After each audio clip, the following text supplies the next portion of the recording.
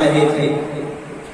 نماز پڑھاتے پڑھاتے لجپال کریم آقا صلی اللہ علیہ وآلہ وسلم نے اپنا ایک پاؤں آگے کیا۔ سبحان اللہ۔ حضور علیہ السلام نے نماز کے دوران اپنا پاؤں جو ہے وہ مصلی سے حضور نے آگے کیا۔ نماز پڑھنے کے بعد جب صحابہ نے حضور علیہ السلام آپ کی بارگاہ میں عرض کی، یا رسول اللہ صلی اللہ علیہ وسلم، آج ہم نے دیکھا ہے کہ آپ نماز پڑھا رہے تھے، آپ نے اپنا پاؤں آگے کیا اور ہاتھ اوپر کیا ہے۔ تو میرے نبی علیہ السلام نے فرمایا صحابہ سن لو۔ حضور فرماتے صحابہ جب میں نماز پڑھا رہا تھا میں نے پاؤں آگے کیا، سرکار فرماتے ہیں ہاتھ اوپر کیا، حضور فرماتے ہاتھ جو ہے پہلے آسمان پہ پہنچ گیا تھا۔ ایسے نہیں سبحان اللہ بولے نا۔ سرکار فرماتے ہیں صحابہ ہاتھ جو ہے پہلے آسمان پہ پہنچ گیا تھا، حضور فرماتے صحابہ دوسرا آسمان بھی کراس کر گیا تھا۔ فرمایا صحابہ تیسرا آسمان بھی کراس کر گیا تھا۔ فرمایا صحابہ چوتھا آسمان بھی کراس کر گیا تھا۔ فرمایا صحابہ پانچویں سے بھی اوپر چلا گیا تھا۔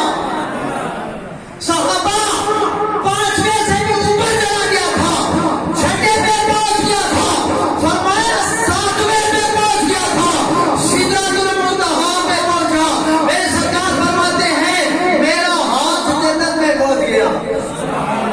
سرکار فرما رہے ہیں میں مسجد نبوی میں تھا، ہاتھ جو ہے وہ جنت میں تھا۔ سرکار فرماتے ہیں وہاں پر میں نے دیکھا کھجور کا گوشہ لٹک رہا تھا، کھجور کا گوشہ لٹک رہا تھا۔ میرے نبی فرماتے ہیں میں توڑنے لگا۔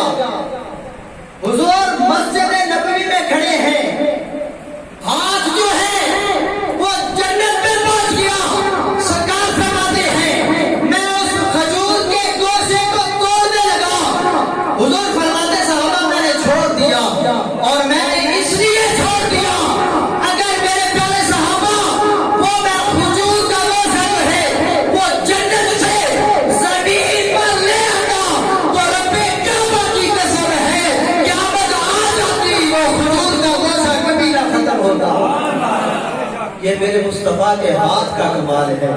حضور علیہ السلام زمین پر کھڑے ہیں، ہاتھ جو ہے وہ جنت میں پہنچ گیا۔ مالک کونین ہے گو پاس کچھ رکھتے نہیں، مالک کونین ہے گو پاس کچھ رکھتے نہیں۔ ارے دونوں جہاں کی نعمتیں ہیں کہ خالی ہاتھ میں